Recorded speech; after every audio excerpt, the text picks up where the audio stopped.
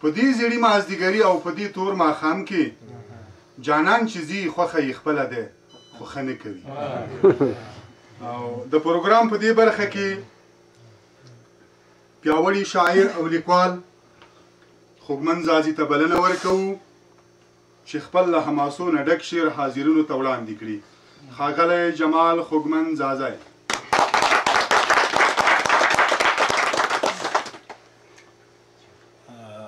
لومړی خو په خاصه توګه د کاروان صاحب او نثار صاحب اجازه که څه هم روغ بړ او ستړي مشه خو انشاءالله مخکې خلاص شي او د پیتې د ښکلا دپاره به یې بیا نه کوو. خو زه لومړی یوه کتاب بلکې دوې کیتې ورپسې یو غزل او ستاسې درانه حضور ته ډالۍ کول غواړم او هیله ده چې د مقبولیت باعث به وګرځي. نو بهیر صاحب کتاب له دې ځای نه راخلم چې پوهېږم نه چې مې څه ټکه په نصیب پرېوتې پوهېږم نه چې مې څه ټکه په نصیب پرېوتې د پیاوړتیا هڅې کوم خو مټ مې زور نه نیسي او د زړه تارونه مې شلیدلي دي که څه کیسه ده د بېنمکه ژوند نغمه د بیخي سور نه نیسي. او یوه قطعه بله عرض کول غواړم چې مې له یاده چرې ونوځي د لب خبره نثار صاحب نو وایي چې واعظه زر شهله وکړه د مطلب خبره چې مې له یاده چرې ونوځي د لب خبره واعظه زر شهله وکړه د مطلب خبره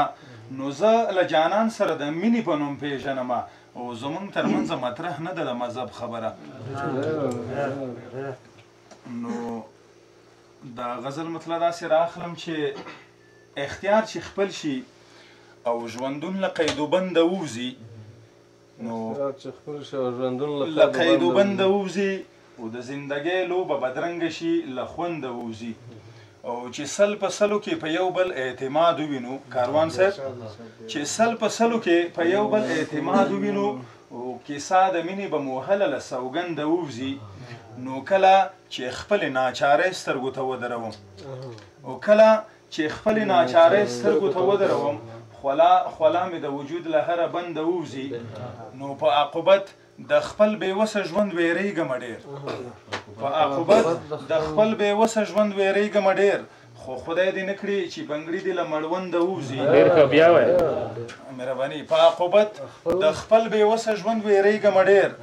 خو خدای دې نه کړي چې بنګړي دې له مړونده ووځي او بویا چې بیا خو مې ایمان له زړه نه ووتلو کاروان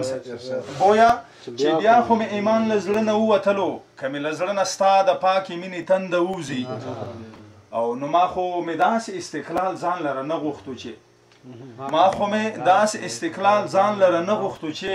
د تاریخ پت مې له کندهار او له هلمنده ووځي ما خو مې داسې استقلال ځان لره نه غوښتو چې د تاریخ پت مې له کندهار او له هلمنده ووځي نو په ځینې وخت کې ملغلرې د چا پند وشیندي په ځینې وخت کې ملغلرې د چا پند وشیندي او په ځینې وخت کې خرمرې د چا له پنده ووځي نو مفلس خوږمن په دې کلک د بارخو سره وبخې ګوندې جامه د بېوسۍ له پیونده ووځي